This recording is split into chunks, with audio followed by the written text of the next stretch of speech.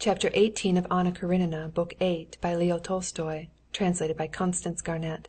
This recording is in the public domain.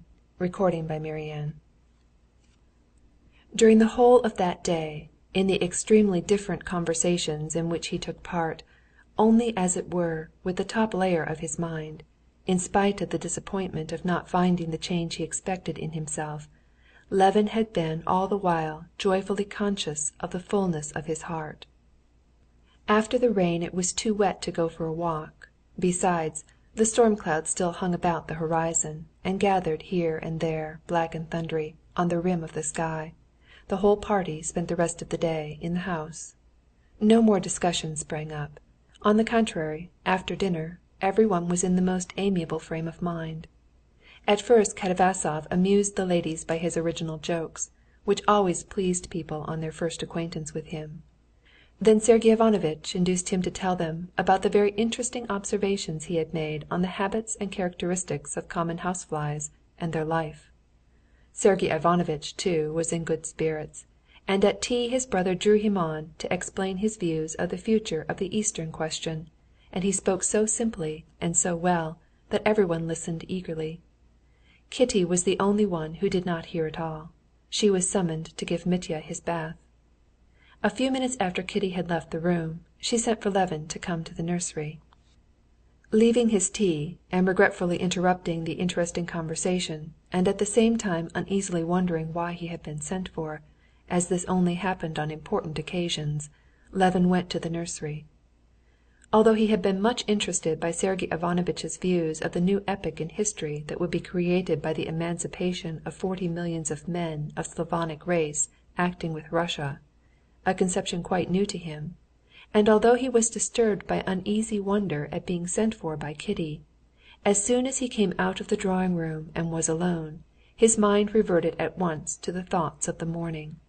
And all the theories of significance of the Slav element in the history of the world seemed to him so trivial, compared with what was passing in his own soul, that he instantly forgot it all and dropped back into the same frame of mind that he had been in that morning. He did not, as he had done at other times, recall the whole train of thought. That he did not need. He fell back at once into the feeling which had guided him, which was connected with those thoughts, and he found that feeling in his soul even stronger and more definite than before. He did not, as he had had to do with previous attempts to find comforting arguments, need to revive a whole chain of thoughts to find the feeling. Now, on the contrary, the feeling of joy and peace was keener than ever, and thought could not keep pace with feeling. He walked across the terrace and looked at two stars that had come out in the darkening sky, and suddenly remembered. Yes, looking at the sky, I thought that the dome that I see is not a deception, and then I thought something. I shirked facing something, he mused. But whatever it was, there can be no disproving it. I have but to think, and all will come clear. Just as he was going into the nursery, he remembered what it was he had shirked facing. It was that if the chief proof of the divinity was his revelation of what is right, how is this revelation confined to the Christian Church alone? What relation to this revelation have the beliefs of the Buddhists, Mohammedans, who preached and did good too? It seemed to him that he had an answer to this question, but he had not time to formulate it to himself before he went into the nursery. Kitty was standing with her sleeves tucked up over the baby in the bath. Hearing her husband's footsteps, she turned towards him, summoning him to her with her smile. With one hand she was supporting the fat baby that lay floating and sprawling on its back, while with the other she squeezed the sponge over him. "Come, look, look!" she said when her husband came up to her. "Agafea Mihalovna's right. He knows us." Mitya had on that day given unmistakable, incontestable signs of recognizing all his friends. As soon as Levin approached the bath, the experiment was tried, and it was completely successful. The cook, sent for with this object, bent over the baby. He frowned and shook his head disapprovingly. Kitty bent down to him.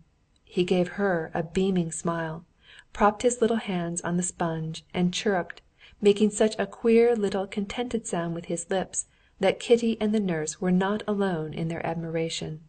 Levin, too, was surprised and delighted. The baby was taken out of the bath, drenched with water, wrapped in towels, dried, and after a piercing scream handed to his mother. "Well, I am glad you are beginning to love him," said Kitty to her husband, when she had settled herself comfortably in her usual place, with the baby at her breast. "I am so glad. It had begun to distress me. You said you had no feeling for him." "No, did I say that? I only said I was disappointed." "What, disappointed in him?"